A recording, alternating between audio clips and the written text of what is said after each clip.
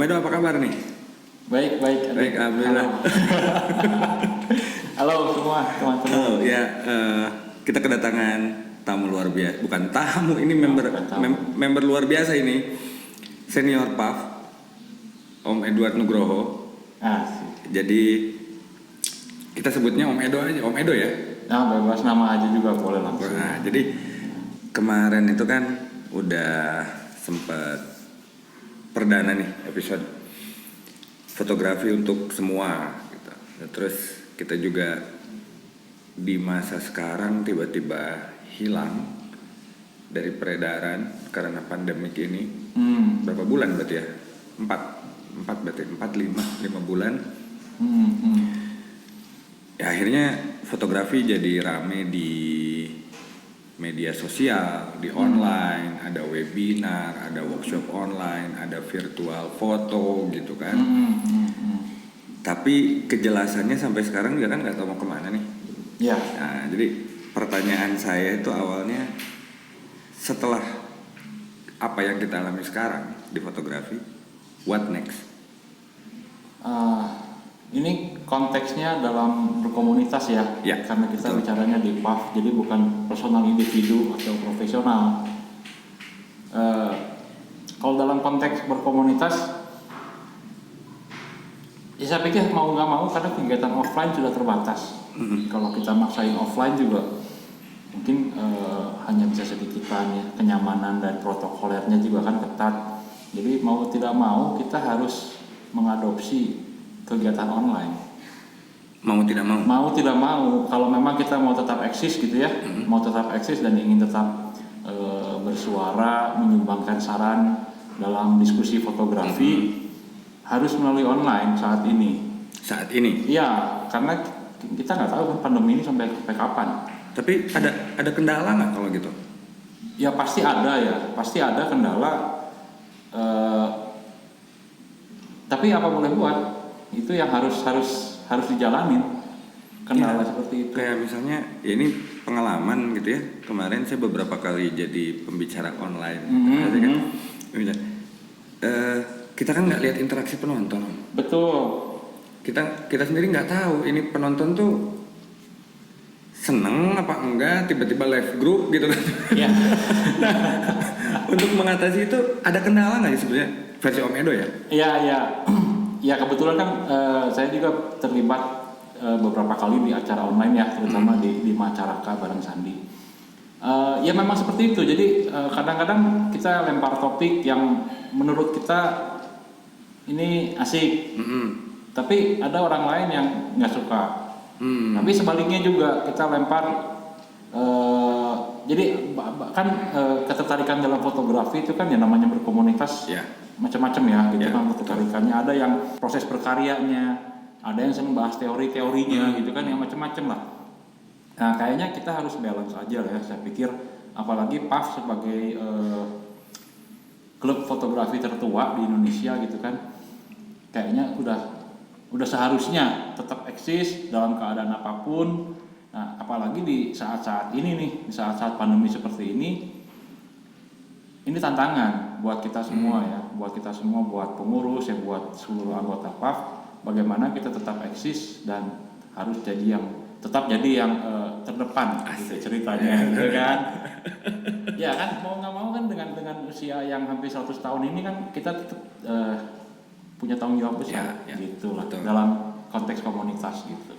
Itu untuk konteks komunitas gitu. Betul. Kan. Sedangkan dari yang saya rasain juga secara industri babak belur, kecuali yang benar-benar siap ya, benar-benar siap, yang udah punya studio besar, yang udah memang punya klien tetap, mungkin masih berjalan tapi tidak seramai dulu. Betul. Nah kalau menurut Om Edo nih, kangen motret nggak sih? 4 bulan nih. Iya. Ngapain?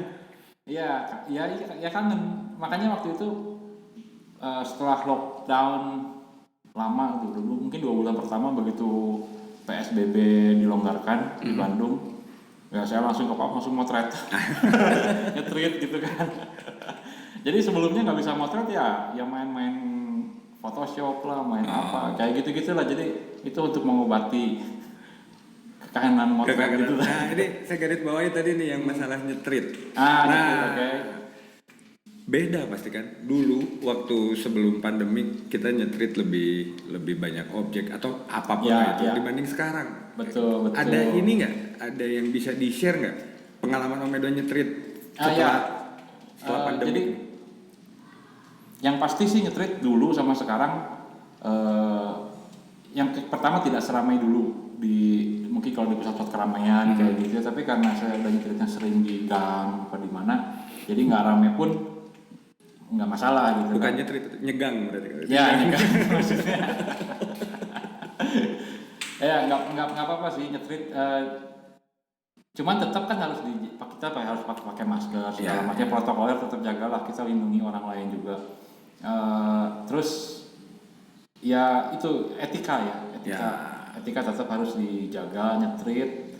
Ini soalnya saya juga banyak dengar cerita nih di Bandung, di Braga, di mana tuh yang ngikutin orang gaya-gaya Jepang yang itu tuh yang jadi yang motret pakai flash di depan muka orang gitu kan, dan mungkin jarak setengah meter jebret gitu, padahal tanpa sepersetujuan orangnya dan segala macamnya, dan berdalih atas nama seni apapun sah gitu kan.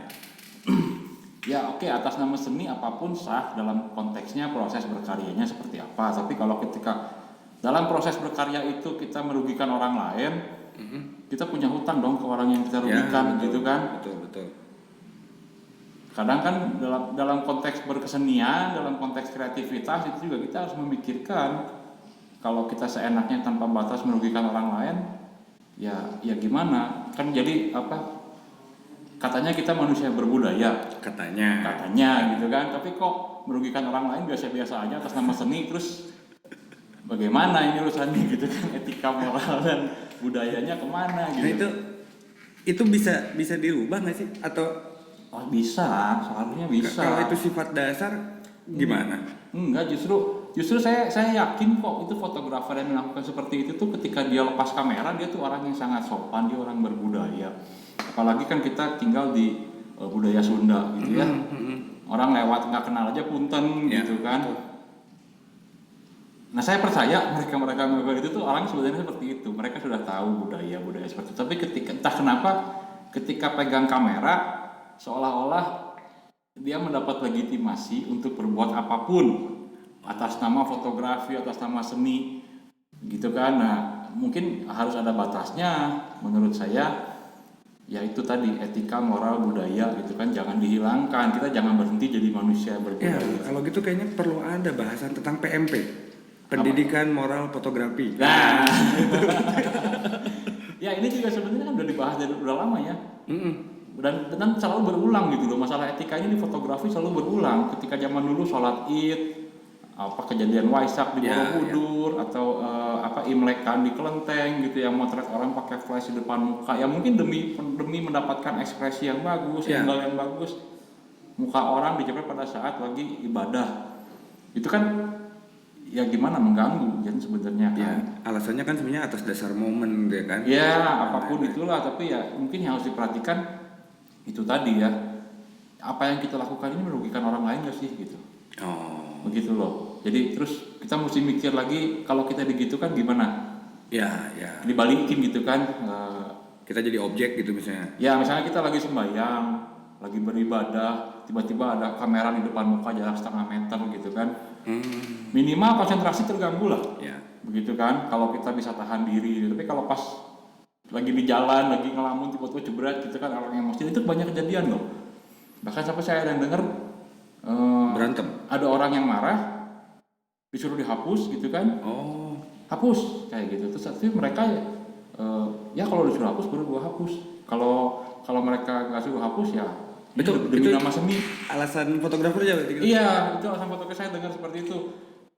Ya memang sah-sah aja ya mau motret seperti apa, kan namanya kreativitas tanpa batas, tapi mungkin batasnya ya itulah, jangan merugikan orang lain gitu. Ya, betul. Kalau kita kreatif sampai mencuri, contohlah plagiat, mencuri karya orang lain gitu kan, itu salah satu bentuk kreativitas juga, tapi kebablasan. Betul. Begitu kan.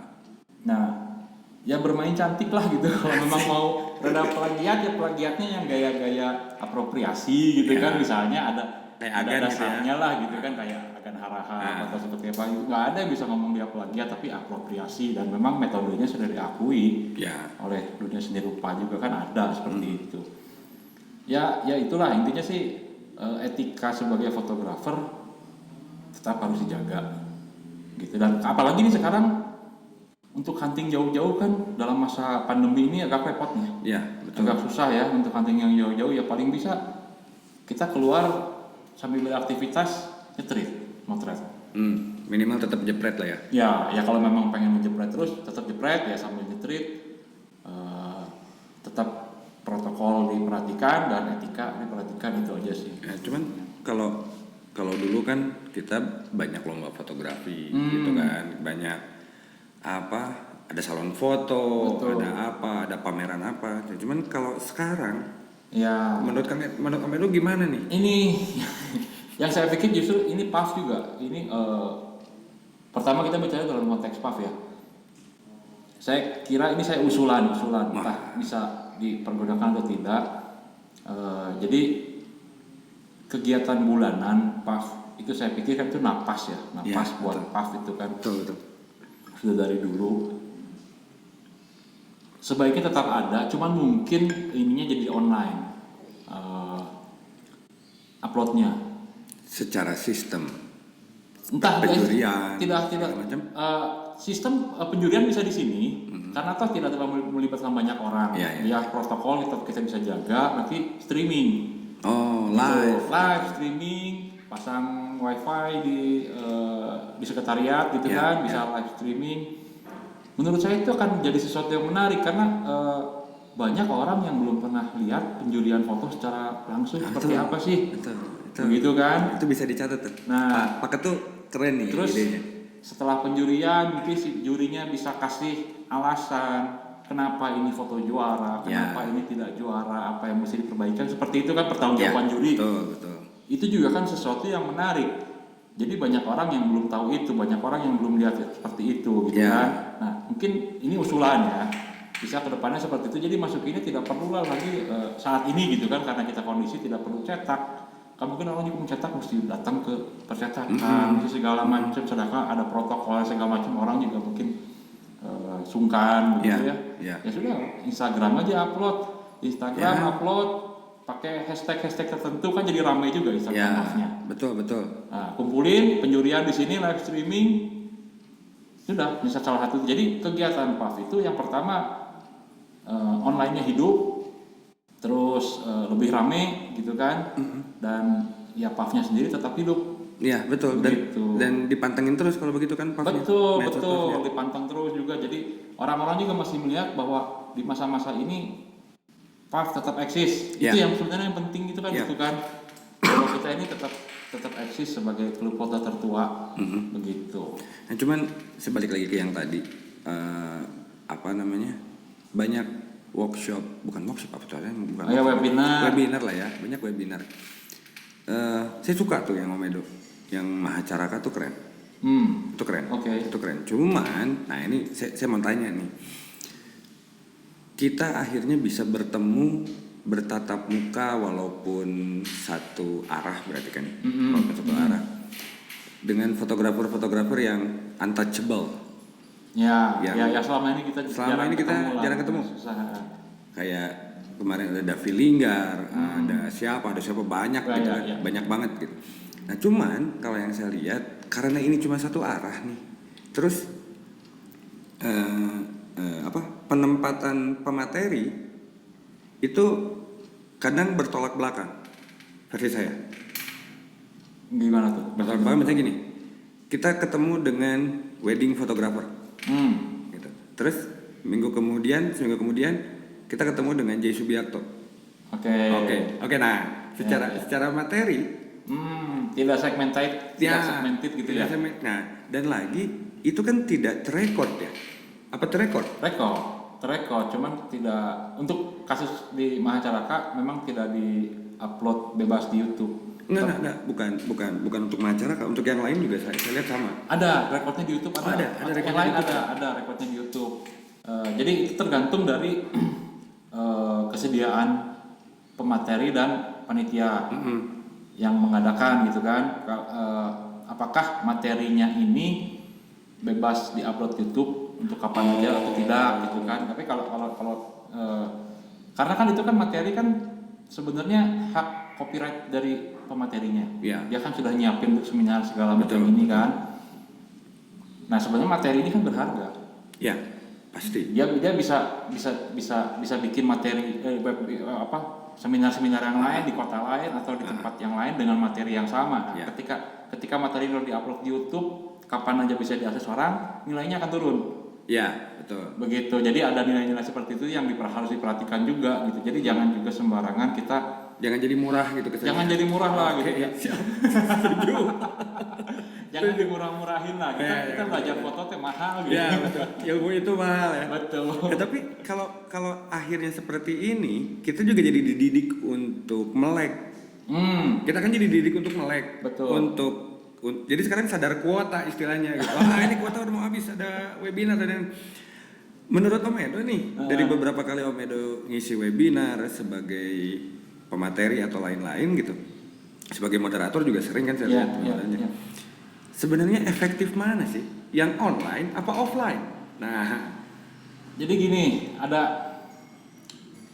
saya kemarin udah coba. Jadi ada itu format acara dan lingkungannya itu berbeda. Jadi antara online dan offline tidak bisa disamain.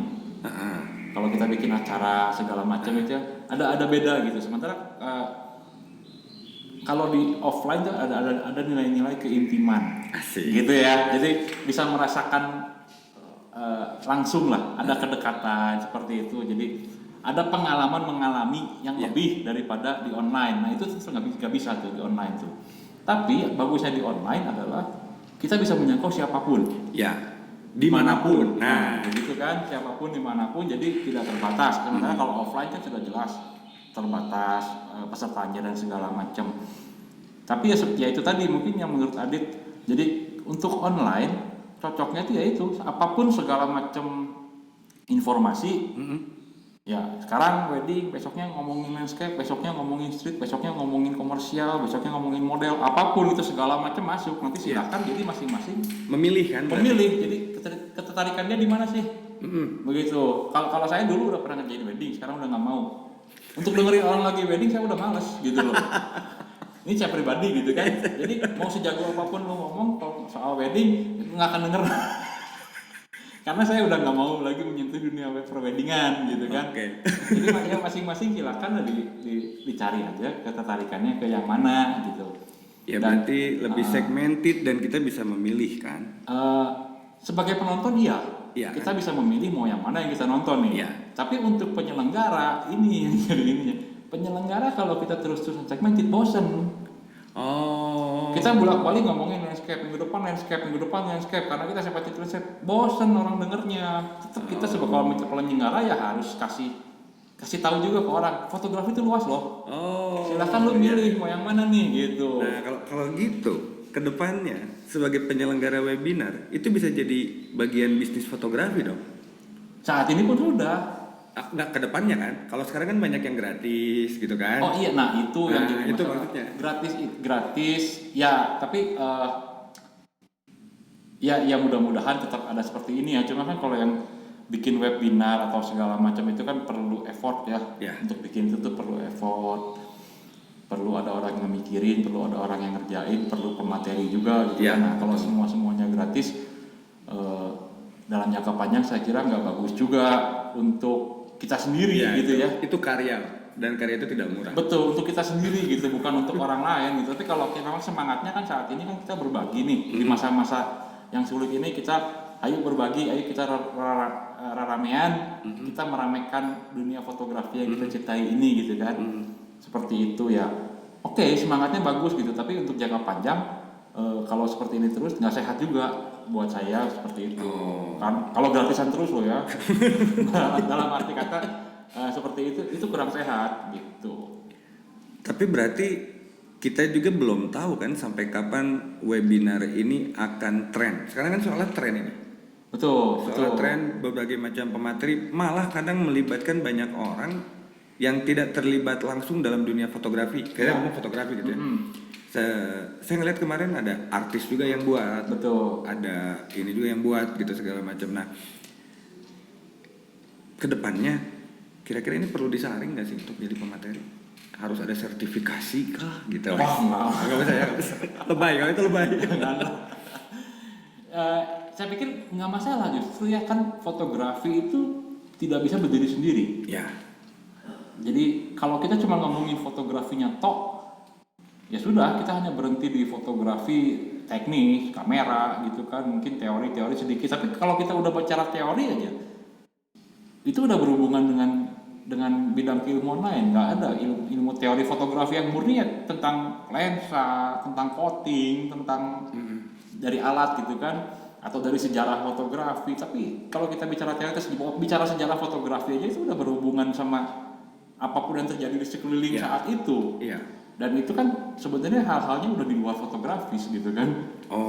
Nah, jadi ya bagus aja ya kita kalau bisa menggabung-gabungkan, misalnya kita ngomongin fotografi budaya dari kacamata etnofotografer gitu kan. Jadi ada hubungannya dengan budaya. Kita ngomongin sosial, ya pembicaranya bisa tahu dari siapapun, bidang-bidang yang dia ngerti fotografi sedikit tapi dia sebenarnya lebih mendalami satu bidang tertentu gitu. Nah, menurut saya di luar hal teknis fotografinya, hal seperti itu yang harus, buat saya pribadi ya, harus dibanyakin justru. Buat saya penyeimbang, berarti kan? Iya. Kita namanya penyeimbang. Ada penyeimbang. Jadi kita bicara fotografi itu bukan hanya sekedar fotonya tok gitu, tapi ada keilmuan-keilmuan lain yang bisa juga jadi bekal untuk kita. Misalnya untuk memperdalam. Ya, maksudnya biar sinkronnya enak nih. Kita belajar fotografinya, sisi keilmuan yang lain, anggaplah psikologi lah. Ya, ada psikologi persepsi, psikologi dan apapun lain gitu kan. Ngomong-ngomong ini, tadi kan sempat ngebahas udah nggak mau ngambil wedding.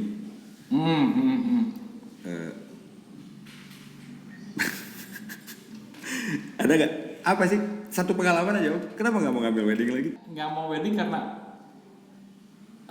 ya biasa saya belajar foto tuh dari 99 2000. Seriusnya ya, 96 udah kenal foto, tapi 99 2000 tuh masuk kursus Jonas di PPFG Jonas. Nah, begitu selesai kursus itu, kerjaan pertama yang saya kerjain wedding.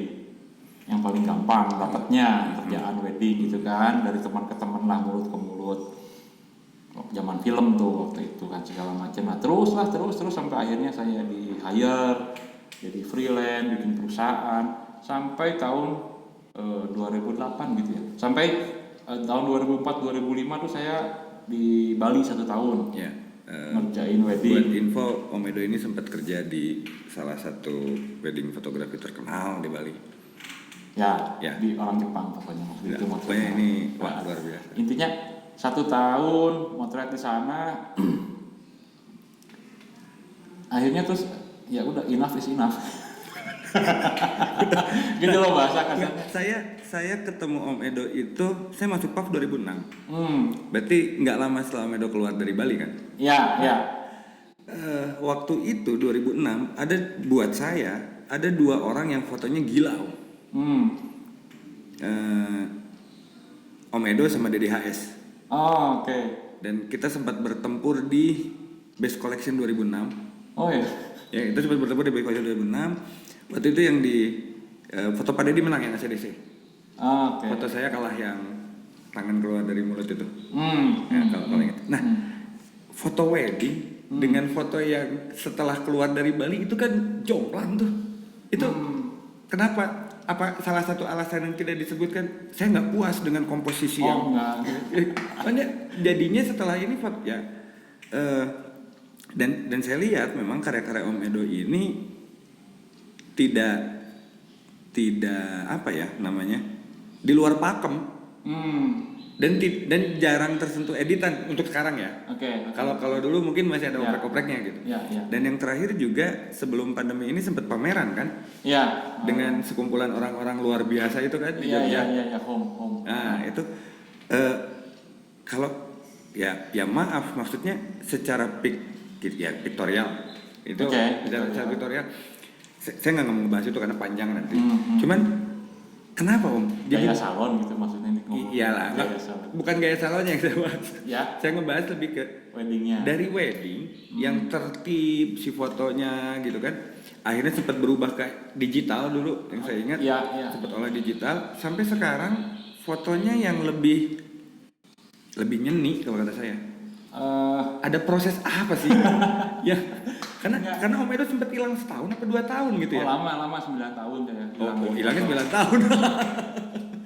Ya, kalau soal foto-foto yang aneh-aneh yang melanggar pakem itu udah dari dulu sebetulnya dari tahun 99, tahun 2000 itu saya udah main slide yang di teknik numpuk.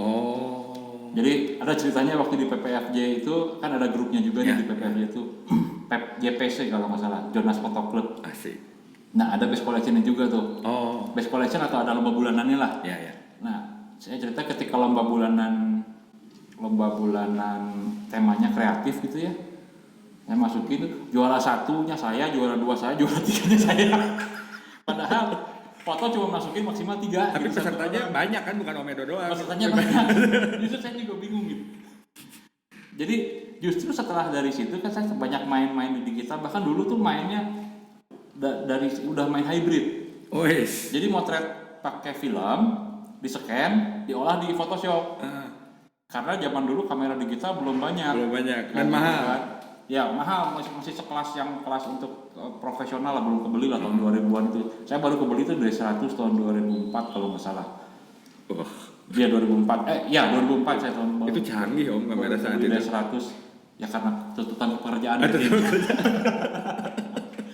Ya tapi memang beda kalau wedding sama untuk kita bikin untuk kepuasan pribadi, untuk lomba segala macam. Ya waktu itu kan saya bikin itu mainly untuk lomba sebetulnya. Tapi boleh nggak saya bilang gini? Om Edo kayak Batman, punya 2 kepribadian. Bisa jadi. Yang satu untuk komersil, yang tuntutan klien. Betul. Yang satu lagi memuaskan. Asik diri sendiri gitu. Betul. Harus ada gitu.